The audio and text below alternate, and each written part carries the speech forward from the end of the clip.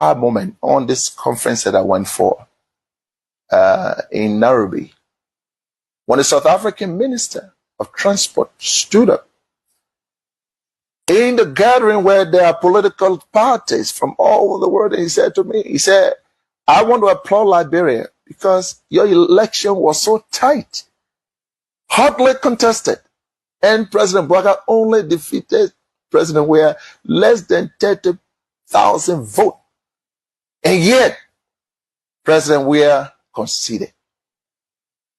He said, you people should continue that democracy. I was proud. I'm going to say anyway, therefore, President, we have to concede and keep our democracy on the path it is. It's something, of course, I'm proud of, and I'm happy he did that. I will praise him any day for that, because not many Africans can do that. Look, let's stop all these political noise. When people do something good, praise them. He could have stayed in power like other people. Yes, he could have done that. When President Bouaga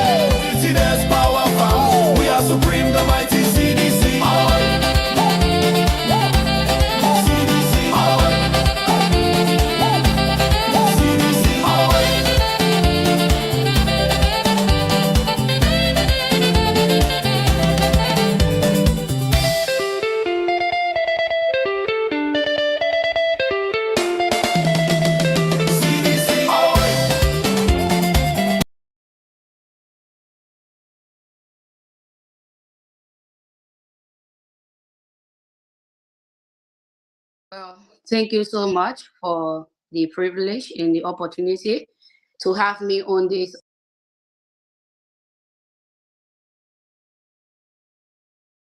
saying that graphic sensitive display of a certain government official, involving in such an act is troubling and also saddening. You know, currently in Liberia, rape has become a sport wherein government officials are actively engaged in abuses, especially gender and sexual based violence against minors. And first, you know, during the we-led government, when we were actively involved into activism, we led we led we led that of young people on the street to advocate on behalf of rape victims. At the end of the day, the we-led government respected our decision, and also the we are declared rape as a national oh, somebody is on my land.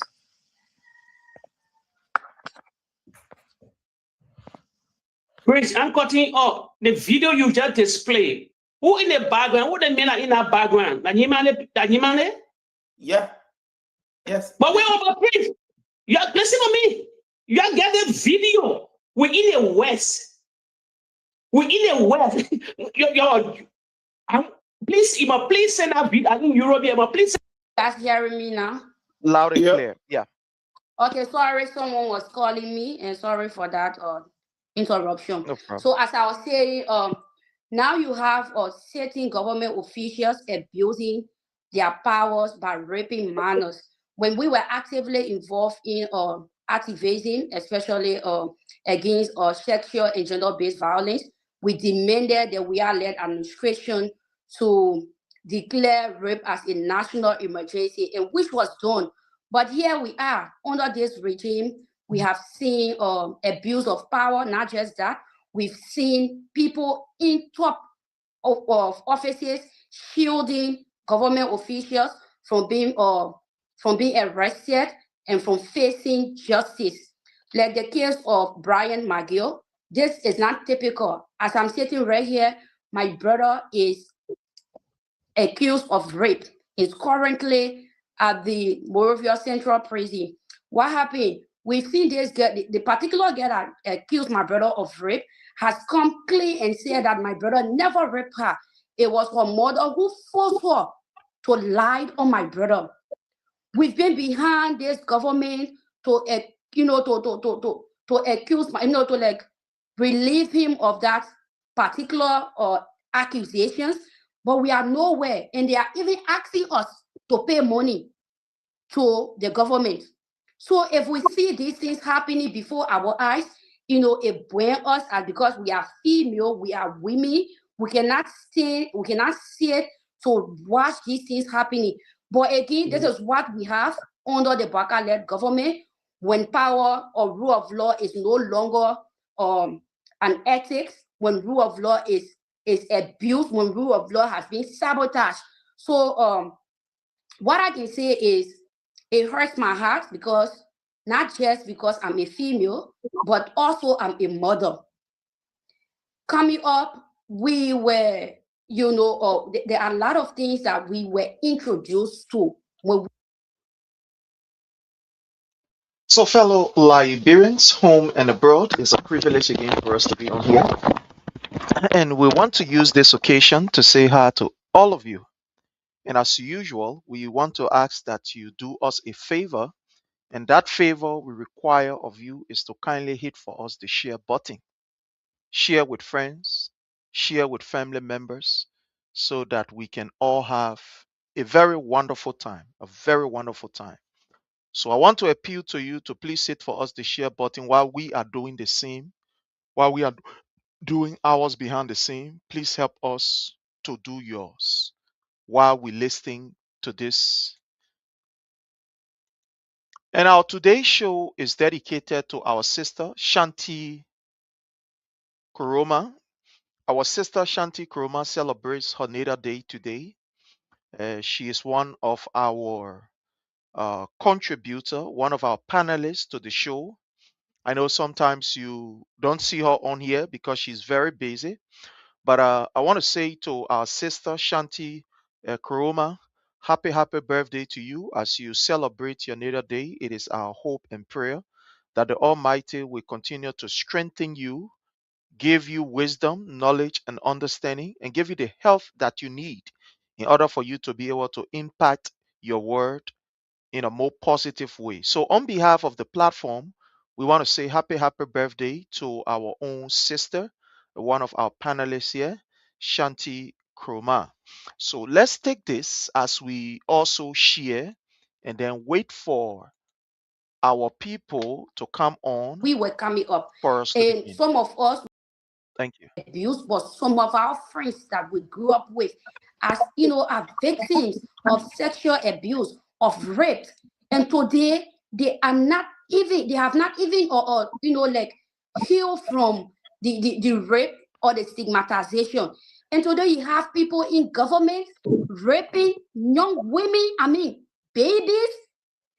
That is so much, you know, so much disgusting. And what is disgusting?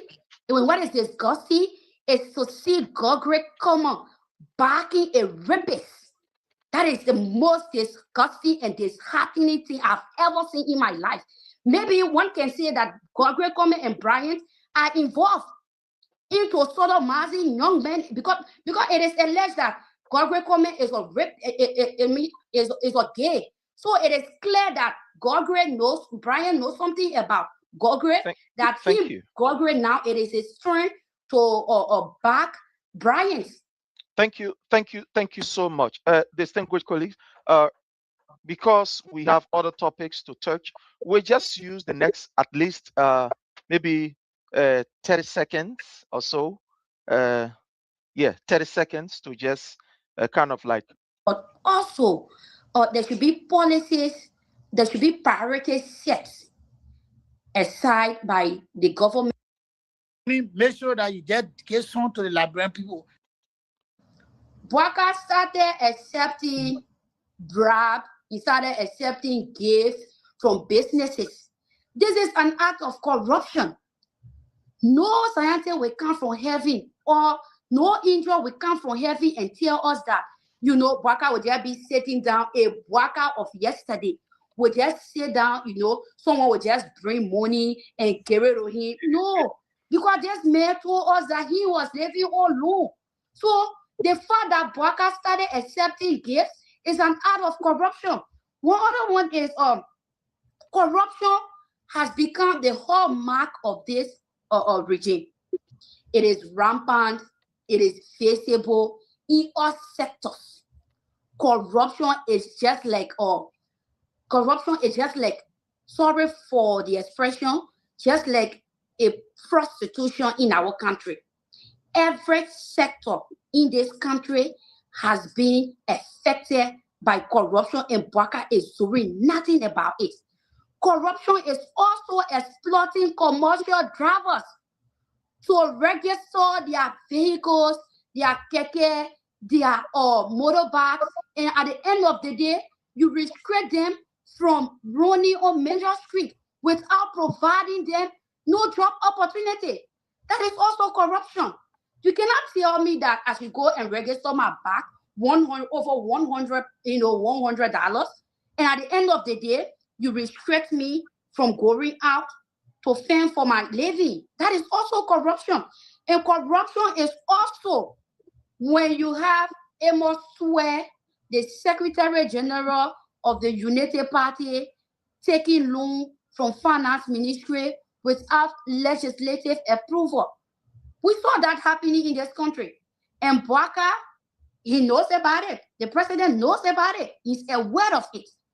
And it cannot even account, the Finance Ministry, the Imperial Bank economy cannot also account for this over 73 million that have been, just in thin air.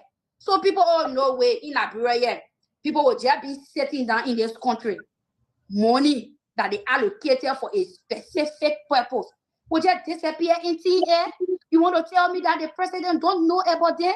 No, he's aware of them. He know exactly what is going on. Corruption is also when you have the CSA boss, Josiah Joker, that comical individual sitting down at the CSA, and telling us Liberians that he has cleaned the payroll but cannot account for the 3 million. So the effect of corruption is not only, it's not only affecting our nation's economy, it is affecting us as Liberians. When you have the current rate that, last month, the rate was down, but we did not see any changes in the market. Everything that they say, oh, the rate not come down, so they think prices changing. No, nothing changed. That is also an act of corruption. So we are the ones suffering. The masses are the ones in this, because Baka does not care. When you have his son and his children, Danny, and Danny will be in riches, in luxury. All right, so fellow Liberians, home and abroad, it's a privilege again for us to be on here. And as usual, we ask that you kindly hit for us the share button. We want to use this time to welcome each and every one of you and to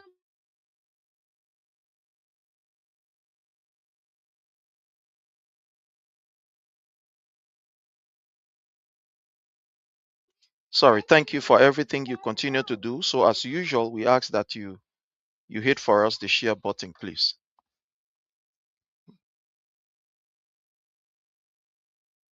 We ask that you hit for us the share button. Thank you so much. I want to welcome Samuel. Thank you so much for joining us. We appreciate you. Thank you so very kindly, Samuel G. Jr. We appreciate you. Want to welcome Madam Josephine Campbell. Thank you so very kindly for your presence here. We welcome Franklin D. Sampson. Thank you for joining us. Paul Colley, how are you? We appreciate your presence here and thank you so much for what you continue to do for us. So again, we say hit for us the share button. Let's get started. Let's do this together and it's going to be wonderful. So I want to start with this particular video that I played, I think yesterday or the day before. And the reason why I am going to stress on this video and I want to play it again is to show you how we are beginning this particular new year under Joseph Numa Boeka. You would think that all of the reports that came out 2024, 2025, pointing out to police brutality, gross disrespect to the rule of law, corruption, and etc., etc., you would think that the 2026 should be a year where these people can sit, soberly reflect, and begin to amend their behavior. But that is not the case. That is not the case. We are seeing an increase in the year beginning with terrible videos of law enforcers carrying on what we call broad day brutalization of citizens. And I'm going to play you that video. The reason why we are playing this video is to remind you of the choice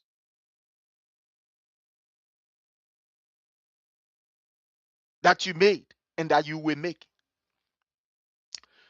You see, those of us who Read other books, including religious books, the Bible, the Quran, etc., etc.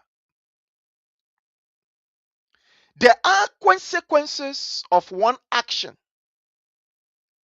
Everything you do under this particular earth, or under this sun, so to speak, there are consequences. There are consequences. Whatever choice that you make, whatever the choice that you made today, you are going to reap the reward of it.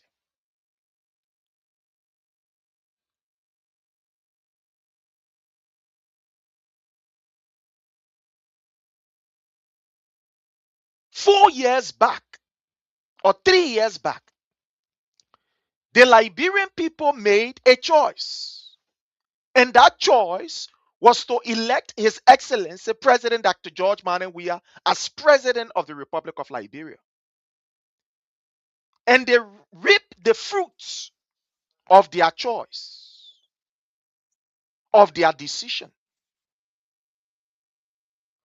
What we saw was the building of hospitals. What we saw was giving their children free university tuition education. What we saw, their children receive research and including paying their wives fees. What we saw was the respect of the rule of law. What we saw was police respecting people's decision to disagree with government. What we saw was unprecedented development toward the people. So whatever decision you make, there are consequences thereof for you to reap. And today what we are seeing is not strange. The reason why I am saying it's not strange because there were signs, there were indicators. You were warned ahead of time. But you didn't listen. Here is where we are. The consequences of your actions is right before you. We want to use this time to welcome our brother Choko. We appreciate your presence. Thank you for joining us and welcome, sir. Happy New Year to you again.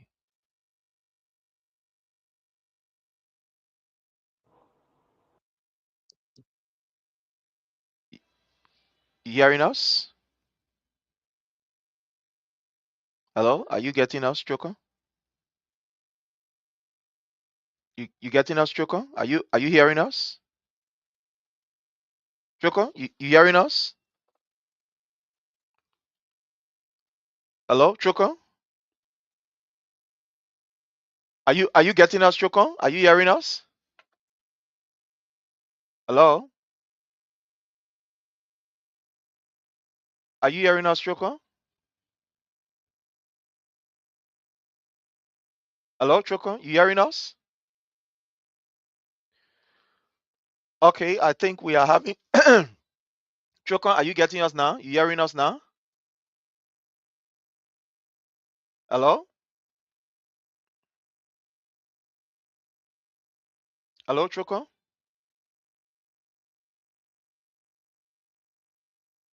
Okay, so let's do this together. Let's do this. I think okay, so Choko, you getting us now, right? Yeah, getting. I try using my computer, but bring me out and so. Oh, okay. Yeah, sometimes, it's like that. But again, I want to say welcome to you, my brother Chokon. Thank you so very kindly for joining us. And again, Happy New Year from your end. We are still in the new year. Somebody say, once we reach the 15th, then mean the new year, if finish we in old year. But I want to say welcome to you. How are you? How's the family? And how's everything from your end?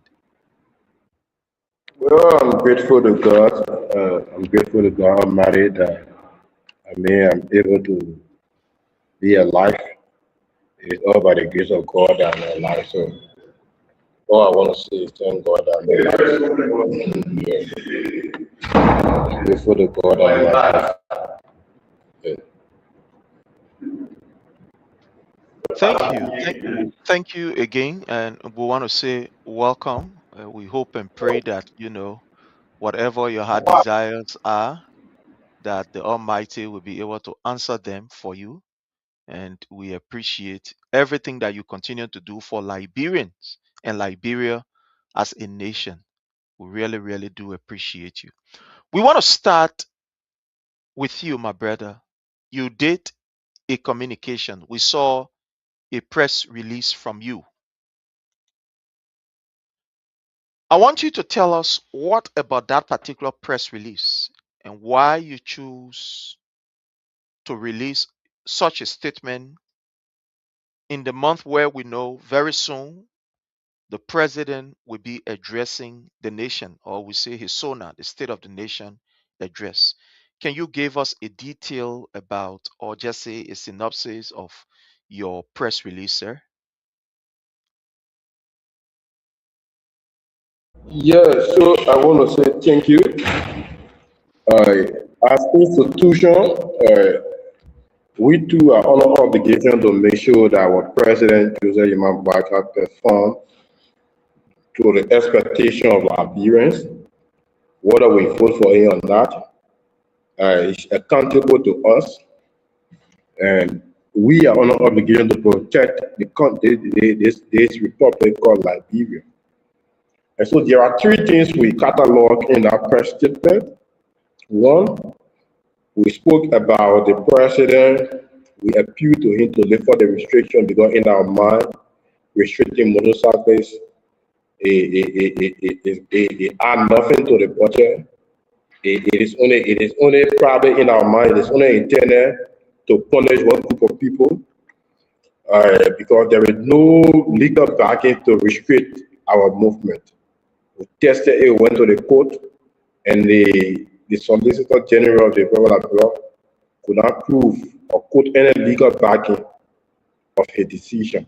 So they choose just to violate our right, and so we appeal to the president to lift up the restriction. Because of the restriction, many of our colleagues are now languishing in prison. Some of them have lost their family. They can't send their children to school. Their self are dropped out of school. So there are too many issues that the restriction is causing us. Even the very people that are not writing back, those ordinary Liberians, they find it difficult to find their way home. The issue about the overhead path that has been constructed by the government, they are even creating more traffic. So people suffering for no reason. Why would you restrict motorcycles?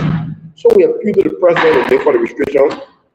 The second aspect about our press statement, we spoke about the president dissolving the Ministry of Information.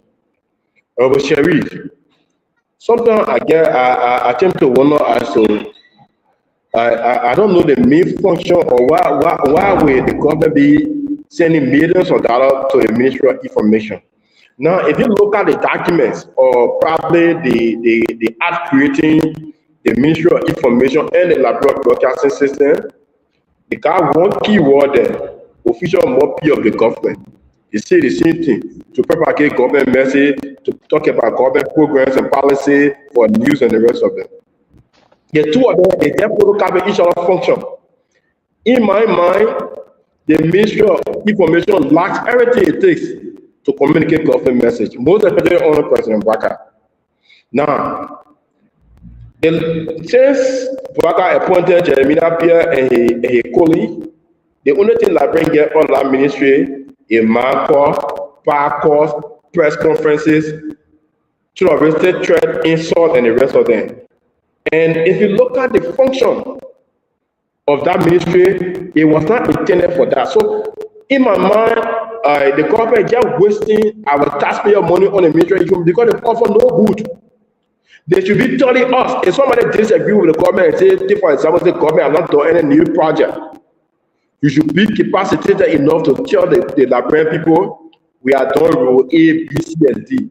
Come on your quote-unquote tangible. Come on the projects that you are done. But when somebody just disagree with the government, and let's say the information ministry or the information minister on radio, describing or hey, how looking at mosquito, insulting you, that is not the essence of that ministry. So we say the ministry, because we don't want people to lose their job. Trust me. Our mission here is not anything personal against the information minister and his deputies or anybody in the ministry there. We want them to take their stars and say the issue of a job is a problem, take their staff and combine them or take them to the Liberia broadcasting system. Because the Liberia broadcasting system have everything it takes to communicate government message. I know there are some bad content that can be created there, even though they are being headed by a non-professional, but they got a lot of professional guys there. The first thing they got, they have the equipment, they have the facility, they got radio, they got TV, they got professional media practitioners at the Liberia broadcasting system. So what is the essence of keeping information ministry when they are only they just get one room, one space? Every time people go, they get a microphone and talk. Even the microphone that they use to call or to talk what they want to talk is provided by LBS and other media institutions. So what is the essence of keeping ministry of information? The third aspect we spoke about in our press conference is we appeal to the president not to mention in his solar message the issue about Bollywood, didn't fall flat below a presidential achievement, Mr. Sharif. You are here in America, if you come in Liberia here, if you want to make impact in your community, I don't think you'll be thinking about hairpon. This is talking about the president of the Republic of Liberia. So in our mind, we don't want him to reduce the presidency to a hairpon or Bollywood, because in our mind that fall flat below an achievement of a president. And so these three things were cataloged in our press statement, and we hope that the president will see our recommendation in good faith. Thank you. Thank you so much. Thank you. There's this particular information ministry that you talked about, where the information ministry is now being used as a platform where when people disagree with government, these guys will go there, ring insult, etc., etc., which is a known fact. We've seen that times with our number, that people who you expect to be very professional, that we pay, once people disagree, they will go there and insult and even attack how you call some political figure. I mean, prominent political figure. We saw it on several occasions where, His Excellency President Dr. George Manuel was attacked on that platform, Cummings, and etc., etc. People were attacked. Mr. Boyka, in one of his many interviews when he was at the time in the opposition, made Liberians to understand that there are some ministry that is not actually worth functioning all by itself. He said that under his presidency, he was going to ensure that some of these ministry are dissolved. Now, basically dissolving them, but they are, like you rightly said, they are merged on other, how you call, branches. Because from what we are seeing, like you rightly said, and that is truth, the LBS, LBS also, and that of the Ministry of State for Presidential Affairs, where we get a press secretary. Sometimes I wonder and I ask whether there are duplications of functions around here. Where Fagon is, we spew out garbage and stuff like that. You have the Ministry of State and you have the Ministry of Information. So sometimes it gets me confused because information from the Ministry of State, you will see it right at MICA. That is the Ministry of Information, Cultural Affairs, and Tourism. That particular information, you will see it at how you call ELBC and etc. So then, why can't there just be a merger? Because from all indication, I believe some of the mis and disinformation that we continue to receive, where the Ministry of, like for example, the most recent, this issue of the $10 million, how you call Joseph Numa Boyka project, we saw an inconsistent of information dissemination from the Ministry of, how you call, or Information, telling us something different. Daniel Sando. We saw from the Ministry of State for Presidential Affairs telling us something different.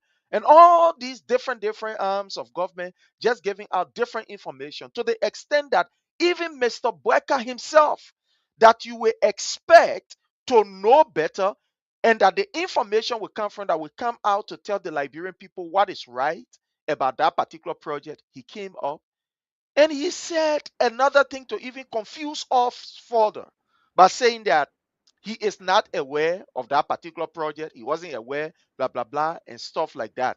That's why he told us it's not story that we are making up. Now, one would say,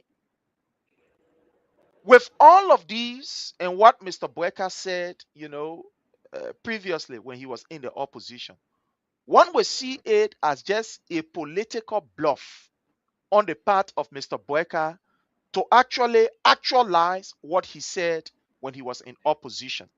For example, he talked about access declaration. He talks about bringing people of competent, people who are very qualified on board. He talked about not shielding, corruption and exposing it. Now, with all of these things that we are seeing, now we are in the third year of Boyka regime. The third year of Boyka regime.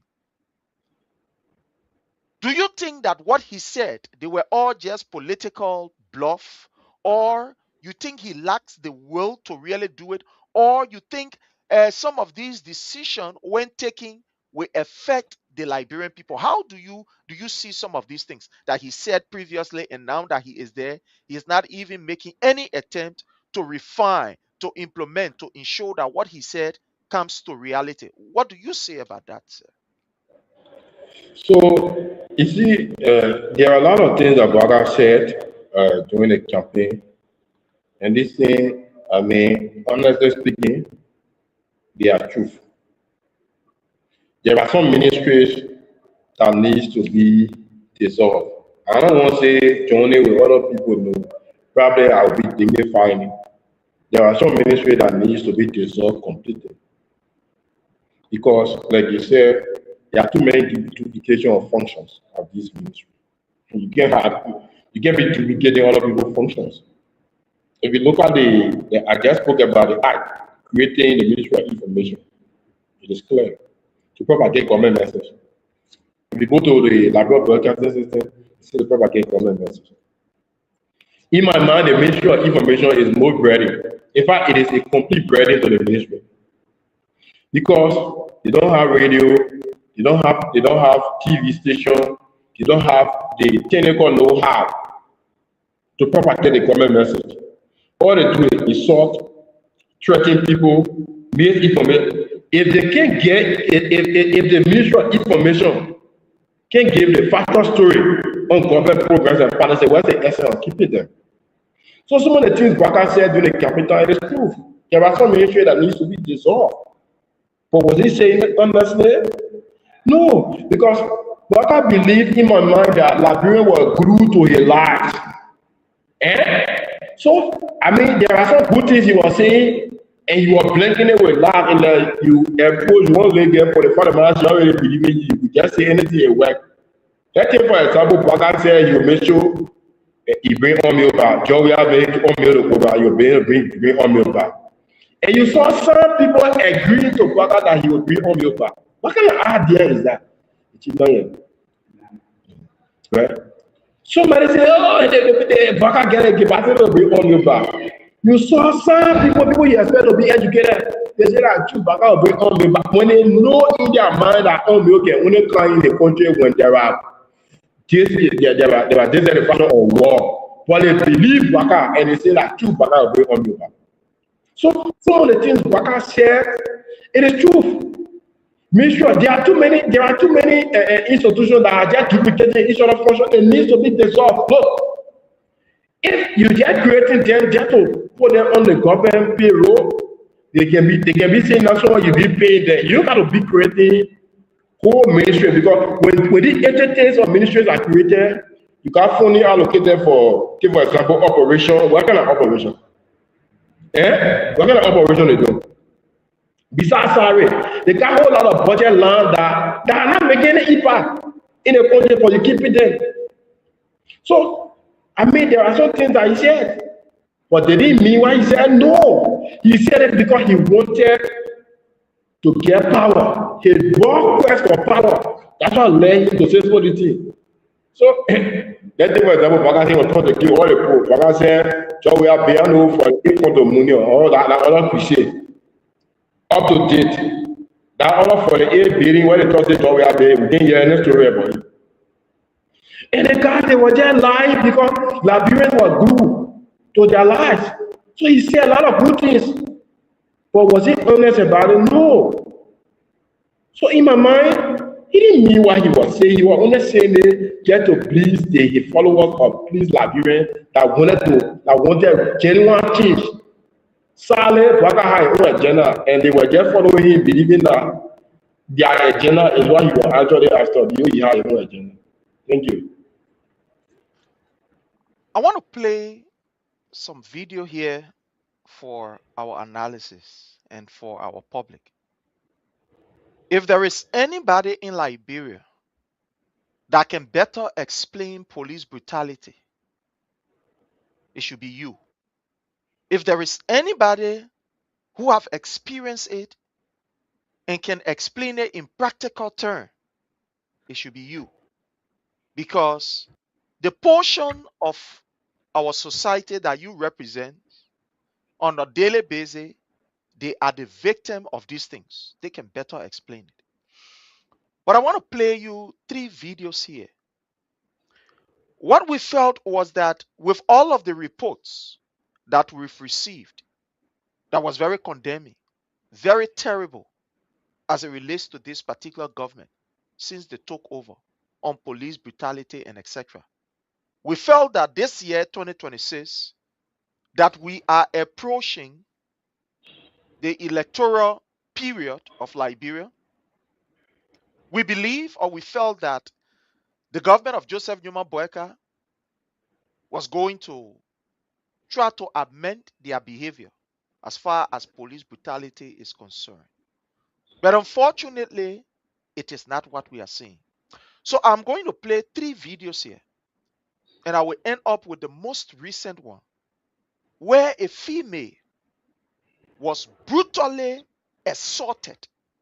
I mean, brutally assaulted by security forces.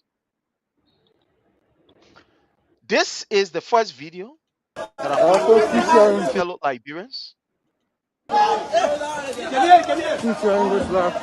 This video is what happened in real life when there were few individuals who, according to the information, were occupying a building that, the court said should be evicted from that particular building.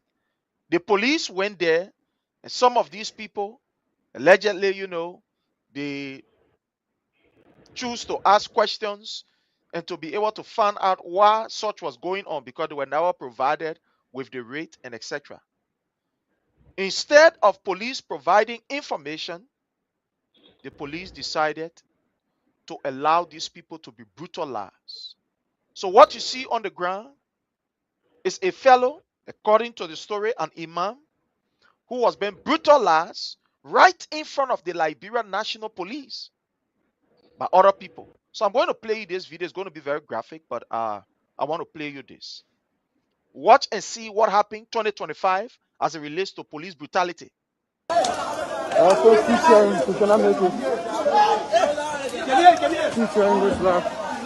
My name is Marion D12. One person has been arrested here. See that? So one person has been arrested. Dragging this particular fellow right in front of the police. The police that is supposed to be there to protect, to save life and property. After beating this particular fellow unconsciously and almost half, somebody will say between, how you call heaven and earth. Somebody decided to drag this guy right in front of the police. Drag him without the police saying a word. Let me just play. One person. Here is it. The police were even escorting. They arrested one person. One person has been arrested. One person has been arrested. Police have been arrested. Open corridor for people to beat on him. I'm going to move this, and I'm going to bring this right here. This video is a video of someone who was accused of trying to, invade court order, blah, blah, blah, and stuff like that. The police went for this particular sister, and this is how she was treated. I want you to watch this video, fellow Liberians. Like I said, I know it's graphic, but watch. You see, yeah, this morning. So, yeah, this morning.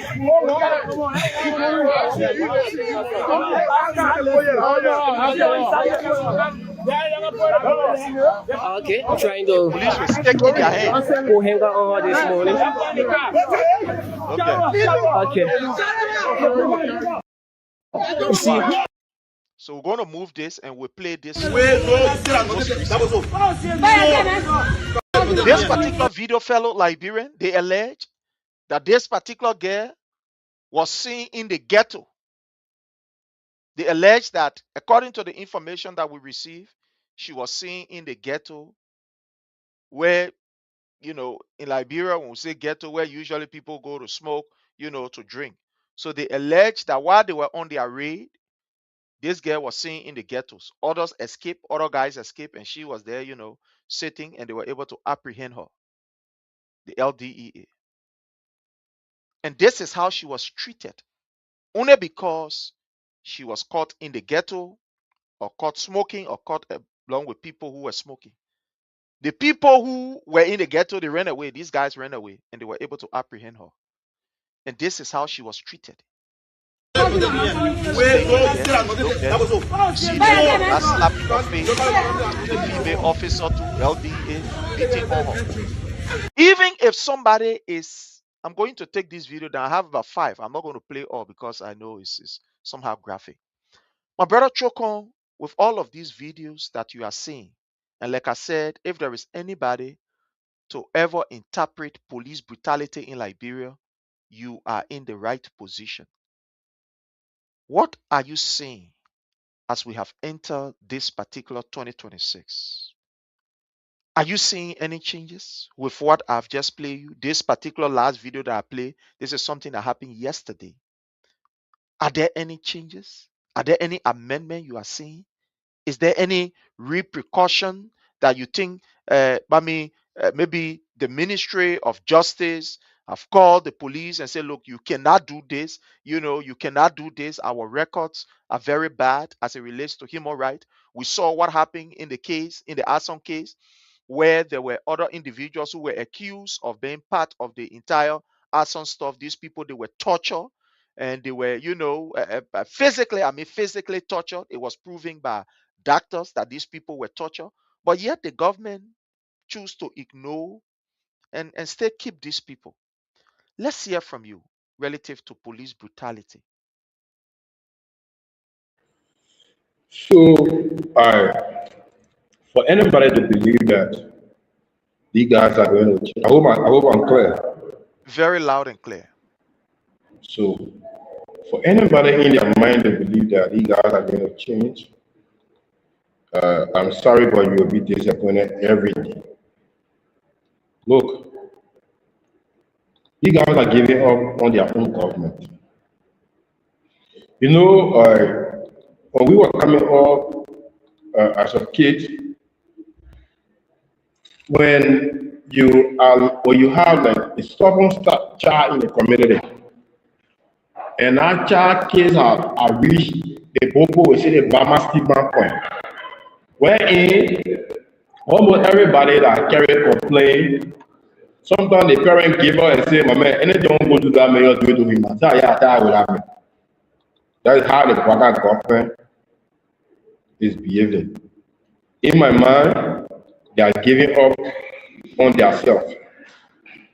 To be frank, because for the kind of terrible report that came up about the government, the first thing, the last part that everybody will be afraid Or the last record that any government will be afraid to have on their file is the issue of the torture. Extrajudicial killing. To massively fill in a rule of law.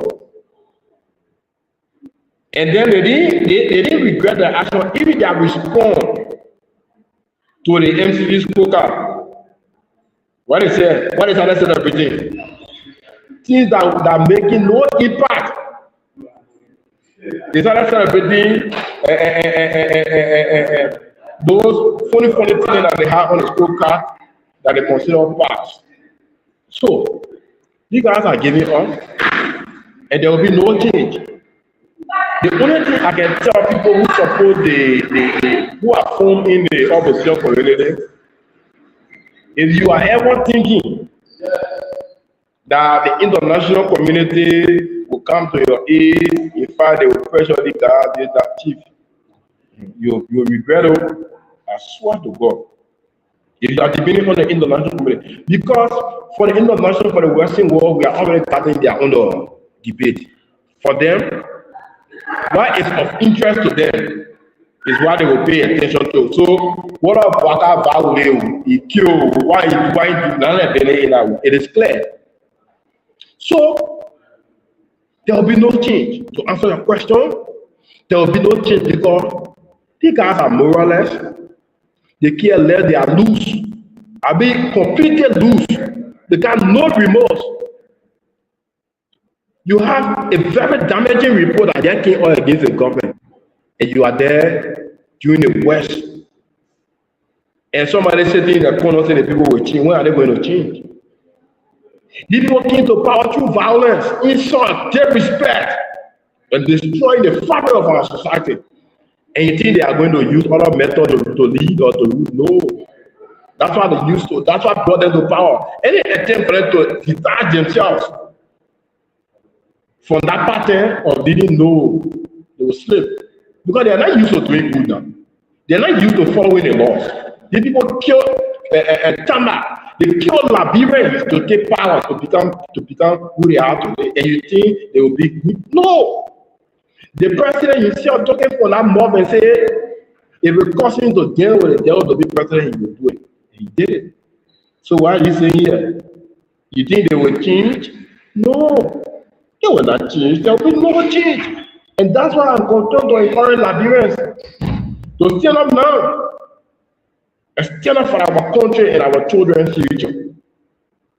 Thank you, Prince. Thank you so very kindly. So, fellow Liberians, this is troubling, but it is not strange. Like Chokon rightly said, and I want to emphasize this. Few years back, nations, especially bigger nations, they were concerned about what happened in your country. There will be measures that will be taken because, of what you are doing. But there is something that Liberians, a human being as a whole, needs to understand. Most of these Western countries, or we say these big countries, so to speak, they are changing their approach towards other nations, towards Africa, so to speak. When you look at President Trump policy, right? The United States policy under President Trump, let's say it this way. They do not care about what you do, what you don't do. You know what they care about? Their interests. If what you do affect their interests, they will come for you. In a negative manner, they will come for you. If what you do affect their interest in a positive manner, you are good. You are good. People need to understand the global shift that is ongoing. Few days ago, or few years back, the United States of America was giving out money. They had different organizations around the world giving out aid Oh, you say here on the other side, they get the other money for this, they get the other money for that. When you look at the shift in policy, it has changed. We gave you money based on what you will give us. That's the United States. And whether we like it or not, the United States has been one great nation that has been very instrumental in terms of aid, etc., when it comes to African nation. But now you see what is happening. No, it's not about taking their money and giving it to you. It's about what you will give us is what we will give you. And this is the reason why citizens should be very conscious, should be very vocal. They should be very vocal, especially in a country like Liberia, like ours. You should be very vocal. You saw what happened of recent. Right here. We are following the global trend. You say left from Liberia. And they told you, they ain't going to give you no free money, and nothing free about their money again. Because even here in the Western world, we have, look, when you see these things happening, what you need to understand is that these people are trying to hold their resources. They are keeping it for themselves. They don't want to just open every different avenues where people can be able to, come and exploit the situation, blah, blah, blah. They want to keep their money. We are affected, those of us in the US here, we are affected by this global shift. We are affected seriously. We are seriously affected. So the people hold their money. So they ain't get time. What they are now looking at is their interest. You tamper with their interest, they go after you. You tamper with their interest, they go after you. So what happened in Venezuela? The government, the head of state, the president of the United States is saying that that particular regime is a threat to this nation and to its people. So they go after them. Not because they want to exhibit their power, but because they want to save their people's life and save their nation. Accuse them of bringing in drugs. So everything that they are doing is to protect their nation. But unfortunately, fellow Liberians, those of you who are in Liberia, ask yourself, what is your government doing to protect you? Like we just played these videos. In Liberia, under Joseph Numa Boyka, when you are accused, automatically, according to the security forces, you become a criminal. Even if this person was caught in a ghetto, amen, it warrant her being treated in this way, form, and manner. Let's even agree that she was caught in a ghetto. Let's even agree that she was caught with the drugs. So even if she was caught with drugs, amen, that how you supposed to treat her in this form? I thought our law say, our Liberian law, it says that one is innocent until proven guilty by the people who carry them to court. In the simple way, our Liberian law say, even if somebody say, roll, they catch you stealing, you are innocent until they can prove it in the court that you really stole for true. Before they will say, yes, you are a rule. Our Liberian law. So every accused person must be treated with respect and dignity. But look at what we saw. In fact, you will see the police to the motorcyclists. In fact, the way they behave to when they see you on motorbike, almost like you automatically you are a criminal. That's how they treat you. You are a victim, so to speak, or you are, already guilty. The last time I saw a video that I felt so bad, this guy was on the motorbike and they had this roadblock the police put down. And this guy while coming saw the roadblock, was trying to get on the side of the road to, I think, talk to the police. That guy was brave enough, the stick that was in his hand, to hit that stick on the motorcyclist's head, on the guy's head. For God in heaven's sake. That guy fell down. The guy said, but Chief, I want to block the road. I want to stand in the middle of the road, Chief. I want to go on the side. So that at least I can be able to talk to you, Chief. For you to take the stage, Chief, and knock on my head, Chief. And I'm running away. That we run away for what? I just want to stop on the side of the road. Because I can't be on the road and block the whole road, the whole traffic and other things, Chief. If I want to run away, Chief, then I will see you from distance and be coming. Why will not just turn around and take another route? If I really, really wanted to run away, Chief. And look, the guy was explaining, and I felt, look, I was feeling so bad. I said, Chief, there are plenty of other road I can take bypass, and you can't even see me. But I saw the checkpoint, and I choose to ride to come to the checkpoint. You think I want to run away? We can't this. I will reach so close to you. I can't turn around. A motorbike, I will just turn around. Chief, for you to nab me with it back to on my head, Chief. Look, the guy said who committed, I saw the video. I downloaded that video, but I think later the video was deleted. And the way the guy was explaining, I mean the motorcyclist, the way he was explaining, the police guy said who committed the act. I could see that he was, look, his spirit was broken because he felt that the motorcycle was going to wake up and, insult him or jump on him or something. But the way the guy was talking, the guy said who committed it, the guy felt, look, you could see it from his face. So even if someone is accused, is this how you treat people? We expect that we have entered the new year, things will change. Respect for the rule of law will be there. But it is not. We are seeing the worst of it.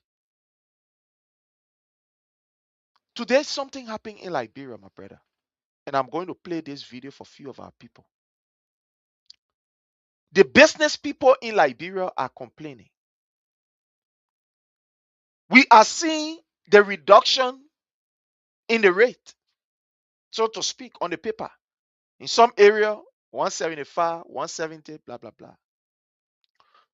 But when you go to buy goods, or when you go buy your things, the people will tell you, for example, this pen is $2 US. When you take the $2 US and give it to them, they will say, no, you got to add $100 on it. You must have $100 on it. If you go to the store to go and buy something that costs $5, you see it there rating $5.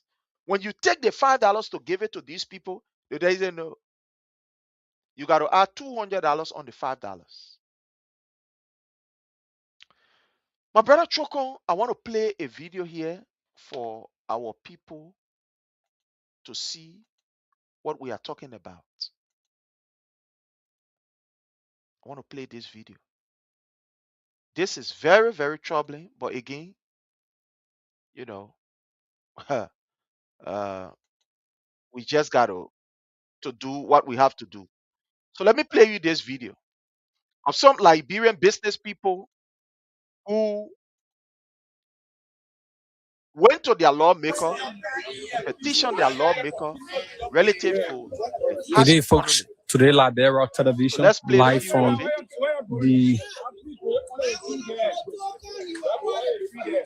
the grounds of the Capitol building, live here.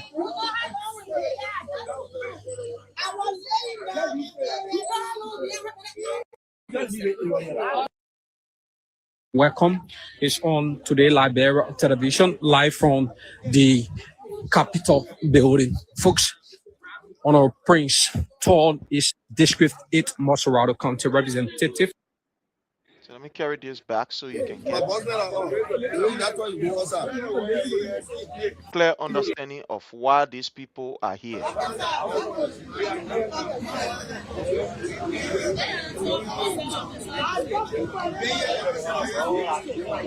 So these are business people who today went to petition their lawmakers. These business people are saying and they are crying that things are tough. They are seeing reduction in the rate. But unfortunately, it's not commensurating with what is happening. They are seeing increased taxes. Something that they bought just for 1 hour for $3, When they go look and come back, they will tell them, say $4. The government is doing nothing to address the situation, to the extent that these people are also saying, even they who can go in these big stores and buy wholesale, it will surprise you to know that these so-called big stores are also selling retail. They go buy plastic bag, for example, cartoon. In a store, they're selling plastic bag by retail, 1 for $5 or 1 for whatever price it is. Those that will go in the store to go buy onion bag, in a same store, they're selling onion, just one. They will take it and put it in the pen, put it down. You can go and go buy one. Prices of things are on the increase. So let's play a few bars of this video, and then we will be able to. Let me. Different merchandising businesses every year. They are also part of this bill. Okay, so clearinghouse. let me just bring you a statement from them, and then we'll be able to analyze this. To be the item for the Liberian people, to serve as the clearinghouse of the Liberian business for the Liberian Association policy. The bill is titled A Bill for an Act to Establish the Liberian Business Development Authority. Investment Act of 2010, the Small Business Act of 2014, the Bureau of Concession Act of 2015, the Civil Act of 2015, the Mechanized Act of September 28, 1989, which is intended to uplift Liberians, to empower Liberians in the private sector. But as you can see, Honorable Toll, the issue of the Liberianization policy and all other laws that are set aside and that were meant to uplift Liberians have been downplayed by the state, by the executive. We have tried over the years, we have tried, and we have ended with no redress. So I want to stop here, Brother Chokon. You're listening to this. Joseph Newman Boyka promised the people of Liberia. In fact, it was even part of his slogan: love Liberia, think Liberia, and build Liberia. Unfortunately, Joseph Newman Boyka took over. The first trip that he made, or maybe second or third trip that he made to the United States, was a business forum where American businesses, executives, and other people were in that particular forum. When the government traveled here to the United States, they did not even bring one person from any Liberian business association. One person they didn't bring, but they brought all of their ministers, their concubines, and etc., etc. The Liberian Business Association has been complaining that the prices of things have quadrupled under this particular Boyka administration. We have played it here on several occasions. Prompting the protest today, or the peaceful assembly, calling on their government, you're listening to it, that they've been ignored, the government is doing nothing to empower them, and etc., etc. My brother, let's hear from you. Where are we? You are on the ground. Is it maybe what people are saying is not the reality about the prices of things? Because others are complaining that, yes, the rate is down, but the prices of things continue to increase. When you carry the US there, they will say $20 US for oil, how you call gallon, for example. When you carry $20, they say, no, you got $1,000 on that $20. Let's hear from you, my brother, in this. So I saw our friends or those business people today around the capital bypass in their peaceful assembly. I call on the government to take action and not just to be speaking, because the government is now noted for making promises. I mean, at least the first government has seen, wherein they were giving authority to act in the interest of the country, and every time the president speaks is, we will. Ensuring telling all that he's doing, he's there telling Liberians that he will. So I don't think President Bola is prepared. The facts are everywhere. The government break all the post about reducing gasoline price. The post about reducing gasoline price, but the transportation fare has increased. So I keep finding it difficult to comprehend the logic behind their quote unquote reduction on gasoline price. They spoke about reducing, probably maintaining the rest price, because I don't want to call it reducing the rest price, but maintaining the rest price. Rest is around 2,800. If you do the math and divide by the current rate, it's even above 15 dollars. But that is not the item. But guess what? Cocoa price is still the same. The cups of rice is still the same. So these Liberian businesses, I mean, they are right to petition their lawmakers. The only sad thing about it is that the current House of Legislature are not independent. They are like if I would say, let's say a supporting arm, right? Or if I would say an auxiliary to the executive, right? For the speaker to say, "Oh, I redeem speaker." So everything the executive does, the legislature does it. You don't have nobody. Besides a few lawmakers that disagree with the executive, almost all of them that part of the quote unquote majority black endorses whatever the government does. They endorses it. So we find ourselves in a dangerous space. And all I can say to Liberians who mean well for our country and our children's future is to stay up now. Because if that lawmaker then you will present petition to Prince to, you are wasting your time. Look, poor will suppress you. Suppressor will always feel comfortable suppressing you. Do you know about the reason why politicians will always celebrate town hall? They will always feel peace, building more town hall. They're creating an avenue for we the young people to get vocational education or to get quality education.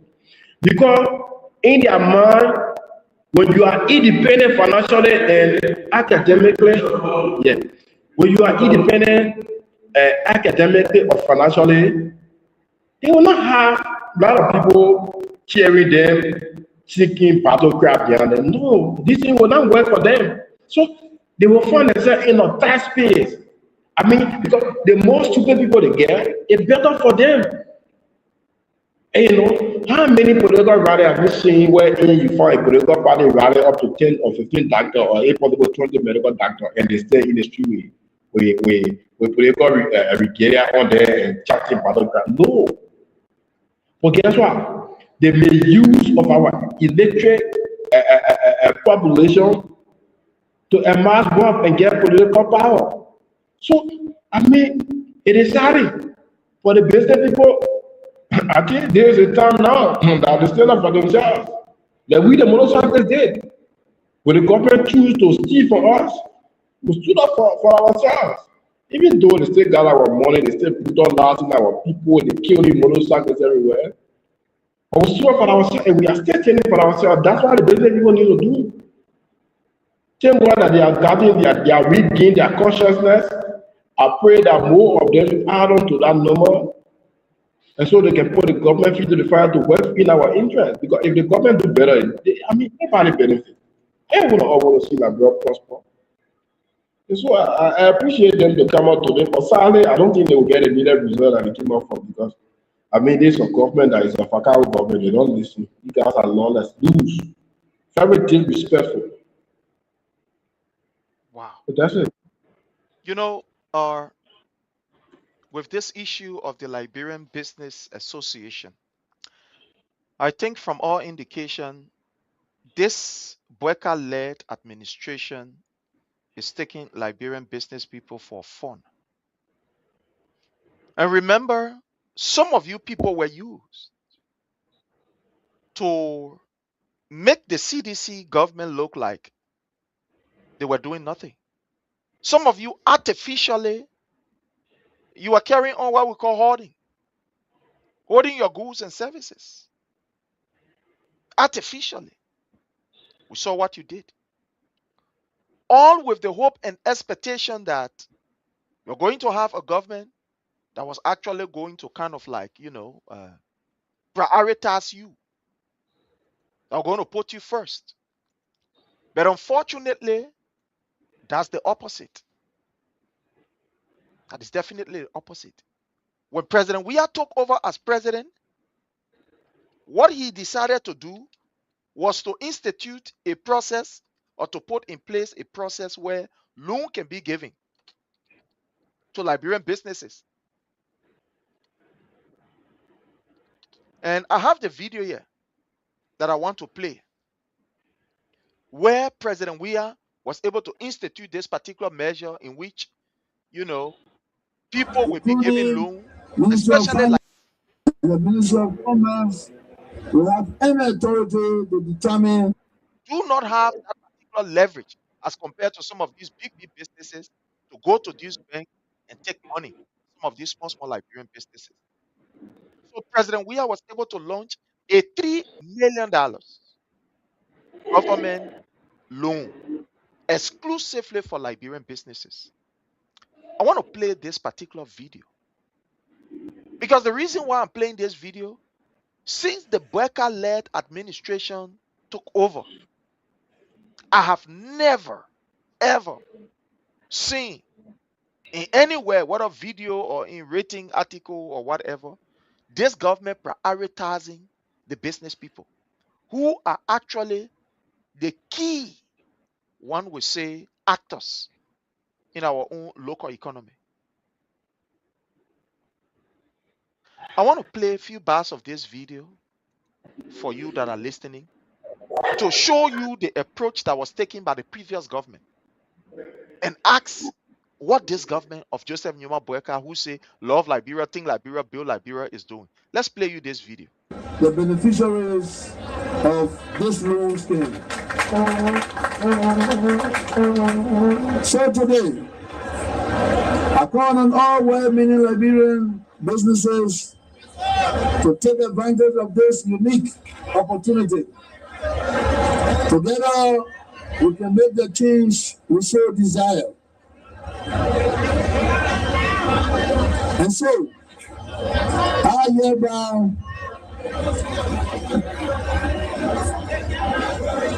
hereby present this check of $3 million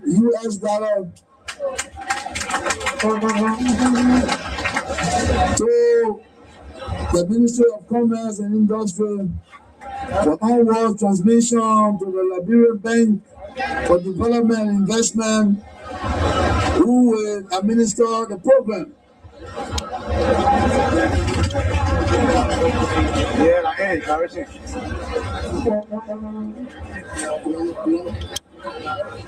Now, Minister Tapper, I want to say this before I give you this check. Minister Tapper, let me say this, and I want to say to the Liberian people.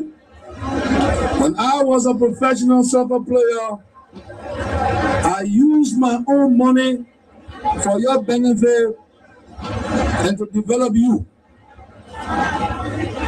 Without no fear. As president, I will use your money on you without no fear or favor. My brother Choko, you are looking at this video. The effort of His Excellency President Dr. George Manuel Weah to ensure that Liberian businesses are kept above the waters because of the challenges that some Liberian businesses face. You go take loan, there are just too many hurdles, especially for poor Liberian businesses or struggling businesses. But President Weah was able to institute a loan that helped the business people. You are on ground. You are seeing. You are watching.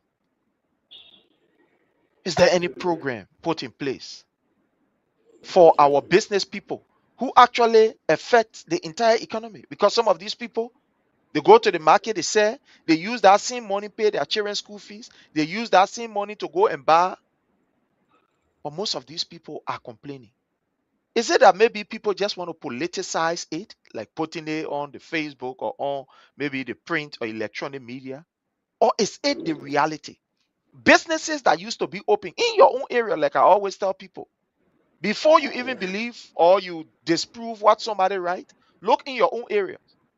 Some of the people that used to sell along the way, Willow Market, some of the shops that used to be open around you, are those shops still open? Are you seeing any improvement in some of the shops you used to go to? Let's hear from you, my brother. What is happening with Liberian businesses, with this government that say think Liberia, love Liberia, build Liberia, and everything about Joseph Newman Boyka is say Liberia? So, you see that one thing I can always tell people, right? Liberians are not used to property. Equally so, they are now those kind of people that can pretend, right? Wherein probably because of politics that they want to present a picture like they are suffering. No, they are not noted for that. The government enter the place, and I may get money in your pocket. Everybody in that place will know. Things are tough, Sharif. Things are very tough. And nobody should look. I don't listen to the propagandists of the government because for them they think that governance is propaganda. To know how Liberians are really suffering, who in the communities. Chief, you go to one at Aisha now to just talk. Before you leave that at Aisha, you see more than 20-25% behind you. Rabbi, you're not easy. You can compare no. Some people begging you for just $50 just for transportation to go back. Just $50. I don't know. I say beginner, I say men, people that are family. But we see anything, oh, boy, yeah, man. And guess what? Some of them like be defending, all can go meet to the simple go shower. We will send to our go shower and we'll be demanding the woman to act on our arrest. That thing already rare will buy.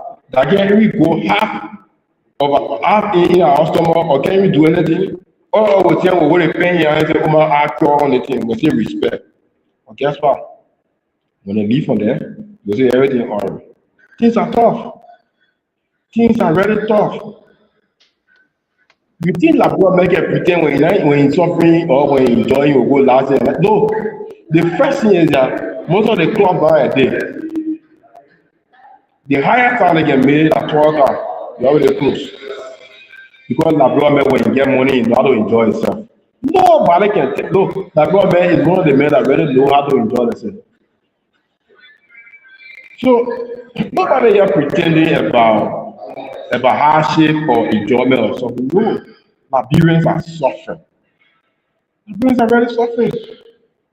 And that's why you see the basic people, they are very keeping this in their mind, you know, they don't want to express it, but they have reached a point now, the self now are coming out now to express their dissatisfaction. So things are tough, things are very tough.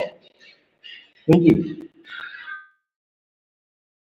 You know, when you talk about the toughness of things, we are seeing it all over the place. And I will give you an example of especially those of us that are here in the diaspora.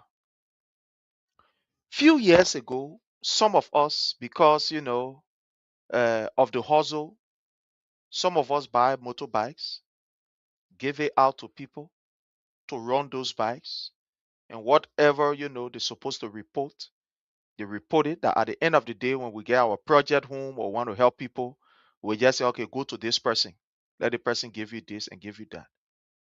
Since this government decided to institute a corrupt measure to take motorcyclists money and deny them, we are also affected. I mean, people who we used to use those medium to help, we're no longer helping them no more. I mean, we are not using those medium. We had to take it from our own pocket. Somebody will call and say, my man, send $20. I mean, guess what? I did $20. I will just, my man, go to that one, begin there, we're down there. I will just tell the begin, say, my man, that man no more. When you finish running, pass to that man and dropping some kind of $20. Now it's not happening. People who even used to help us. People who used to help us. Because some of us, we have family members, we have friends in Liberia that we used to send as, oh man, it's not easy on me that particular month. Go to that Brabi there. That Brabi will help you. Someone late will call everybody, man, please help. People who used to, even though we living in the States, but people who used to help us in Liberia with different things. Honor takes some things for us, and then later on we see them. These are the people that are even asking us now for help. These are the people that are asking us. People who used to have confidence, it will know that anytime we say that, we'll pick up the phone and call, say, Brabi, I'm begging you. I guess I'm going to lay project down there. I'm going to lay 2 bags or see my begging, but if you buy it for me, just add it on that thing. Later on, I will see about you. They will be excited to do it. Today, these people are the one picking phone to ask us. I'm picking it out easy. We got to compare no. This is how terrible the country is under Joseph Boyka. And unfortunately, the government is doing nothing to address these situations. They are so complacent. The boys are enjoying. The boys are in power. The boys are getting their fat benefits and salaries. They are good. They're driving their cars and put their windshields up. But they have forgotten about job creation. Something they said that weren't happening yesterday. But even though yesterday some of the people are getting money, they said that the government money will eat the government money. You're giving government money, will eat it. When people like Jefferson Tamakoji go somewhere and decide to be very magnanimous with whatever that he has and say, look, I will give this amount for scholarship, people say that they are government money. But now there are people who are even complaining that they are not even seeing the government before they will see the government money. Because you got to see the government before you will see the government money. Well, I mean, I'm speaking figuratively that you got to see this government minister before you even see the government money. The last time there was a minister on Facebook, the people wrote him and said, please come serve as our guest speaker. He said, I'm not going nowhere. Nowhere I'm not going. You're going nowhere. Guest speaker, I go there at morning baby. I'm not going nowhere. People beg. Imagine students went to a house to go and beg and say, she will begging you. Can't say a guest speaker, can't encourage us, can't motivate us. He said, no way, I'm not going nowhere. Yesterday, there were ministers who were even excited to serve as motivational speakers, to serve as guest speaker, and etc. etc. And when they go there, at least they will be able to share. I am in a chat room with a lot of school teachers and principals because when I was in Liberia, we were all part of the private teacher association, blah blah blah, and stuff like that. And one hell about B principal in Liberia. I don't call the school name. Hell about B school. These are some of the schools that we're in a chat room there. The man say, my man, my 12th grade. Since school open, my 12th graders did not even reach 25 yet. So I said, what do you mean? And that school is school that that school is one of the prestigious schools. He said, they didn't reach 25 yet. He said, a few years back, we used to operate 2 classes for 12 graders. We have 12-1, 12-2.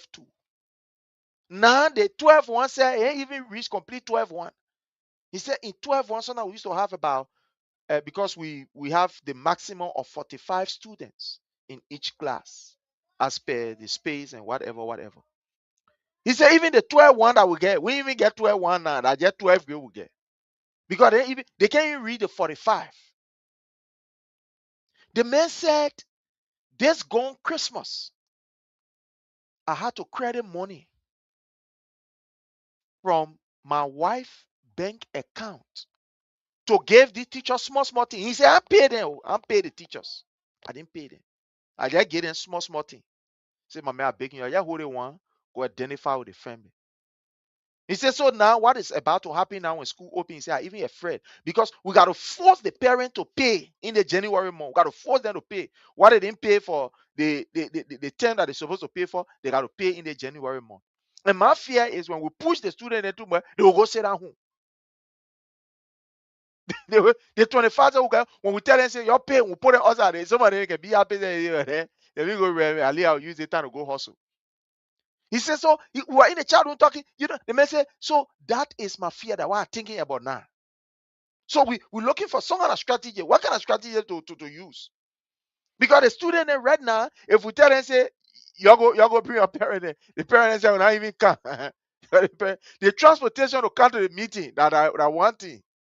They will not even come.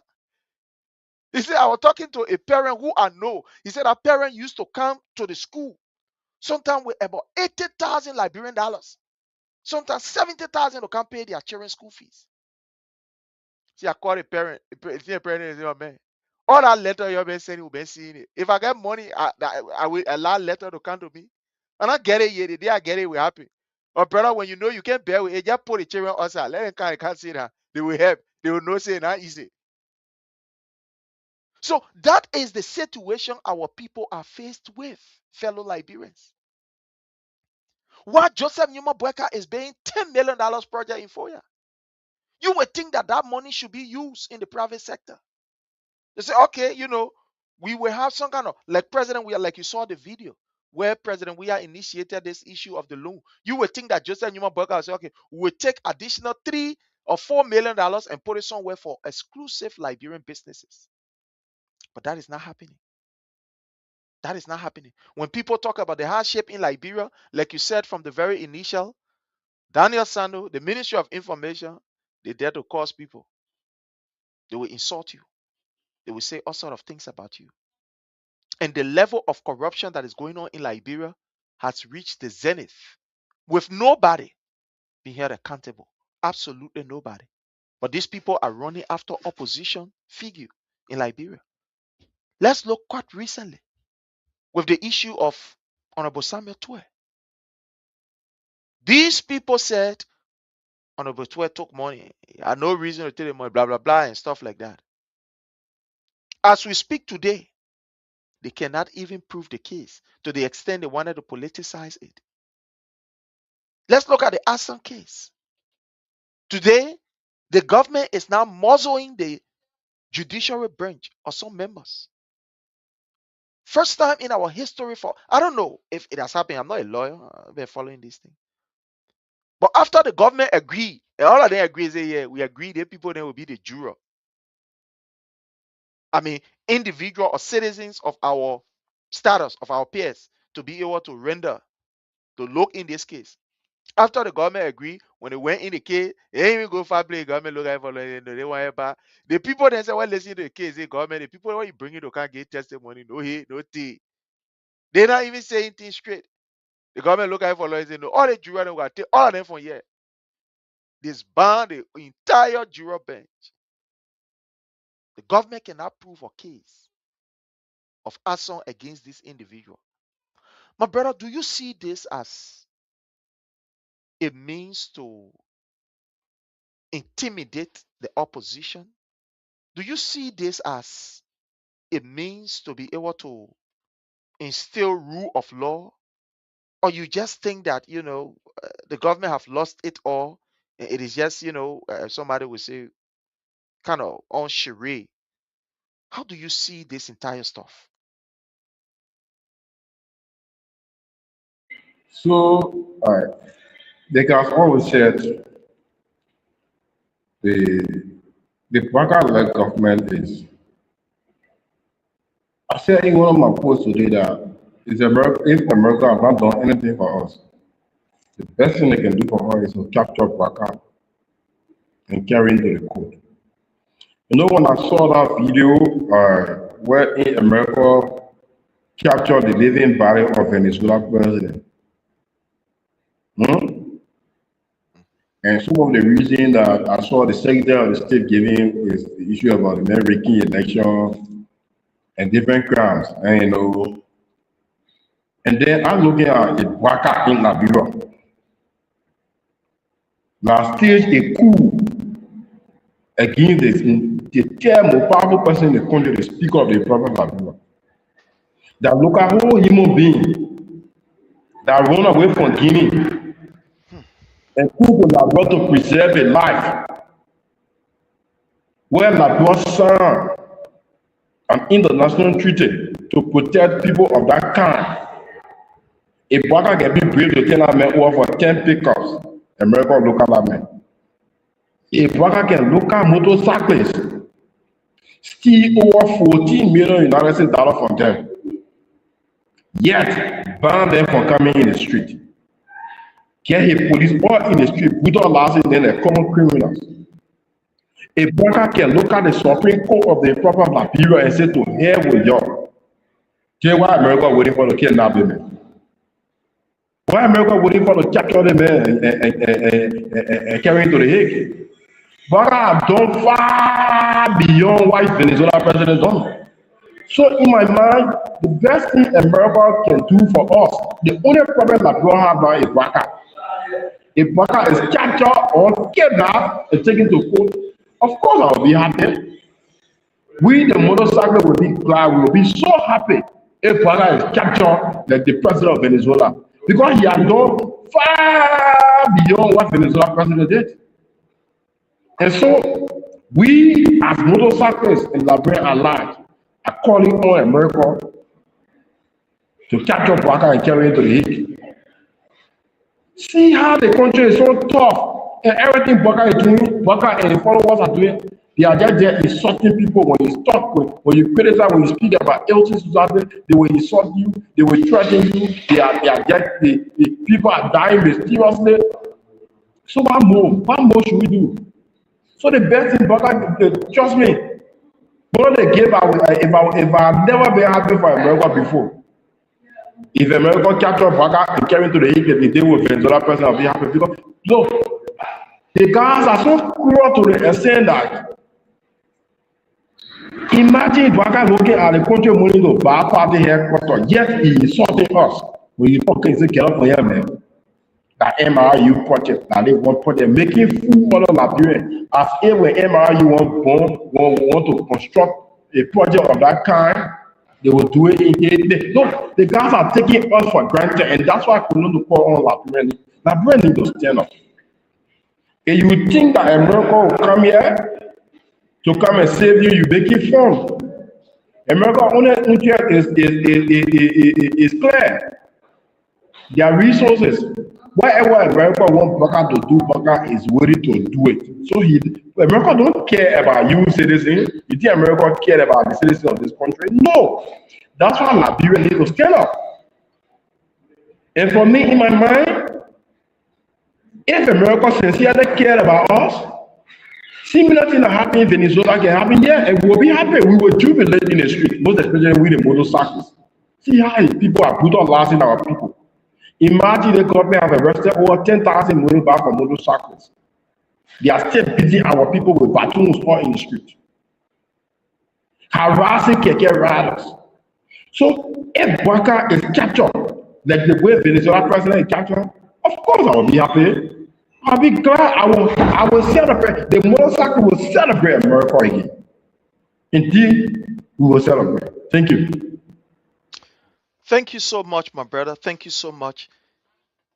You know, when I sit and look at how our lawmakers are proceeding, then sometimes, especially the majority, it makes me to wonder whether these people are even aware of why they are elected. Under the cover of darkness, we saw an increase in GST taxes of almost 12%, 12 to 13%.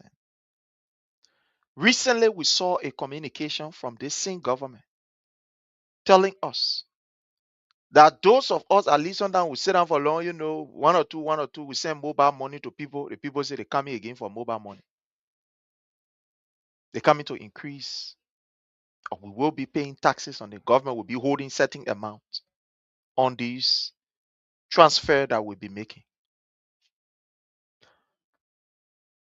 In the country where jobs are scarce, government have refused to create jobs for people. They prefer enriching themselves. They prefer using propagandists to lie that all is well. They prefer using people to run from one end of the street to the other. Yeah, everything fine. Just that my boy can doing this, he's doing that.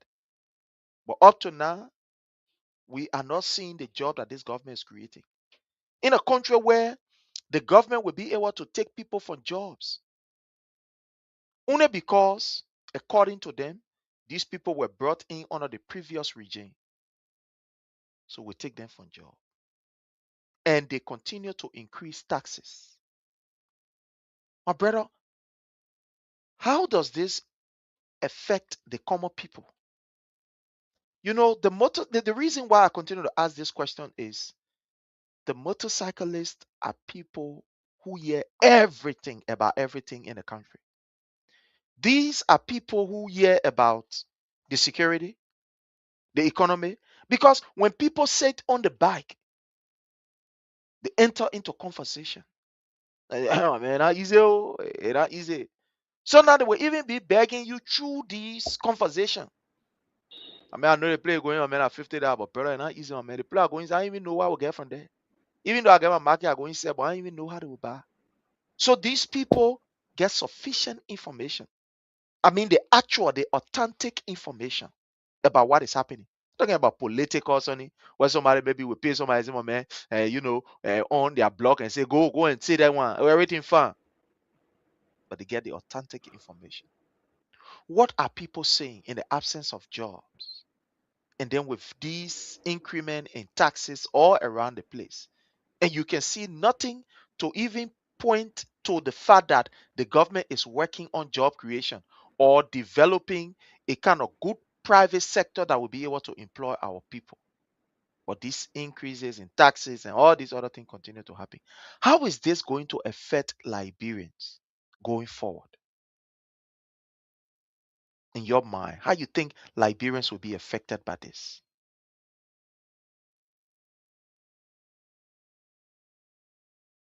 Hello? Okay, so I think our brother is having some technical issue from his end. He is having some technical issue. While we wait on him to have it solved, fellow Liberians, I want to say this to all of us. It is unfortunate that what this government condemned, what this government said was not correct. It is the very thing that this government is doing. The very thing that they are doing. They claim that President Weah did not provide jobs for Liberians. There are no jobs for Liberians. And that when they are given the opportunity, they will create jobs and make our people to smile or to laugh. But today, where are they? Even the people who they met in those various offices, they kick them out.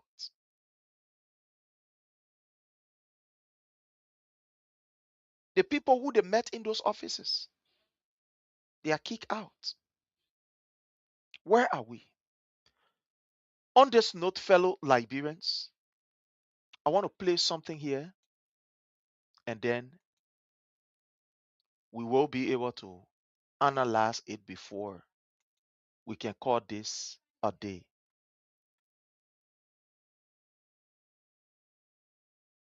I want you to listen to this. It's very important. Just bear with me while I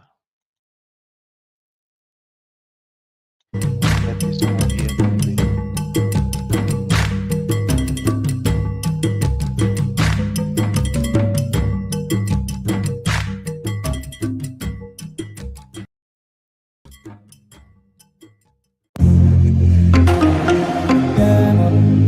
So listening to this, fellow Liberians, these are some of the intervention that was made by President Weah to ensure that Liberians also benefit from what the nation has to offer. But for now, we are yet to see Joseph Numa Boyka initiated on the lives of the common people. So let's watch this video.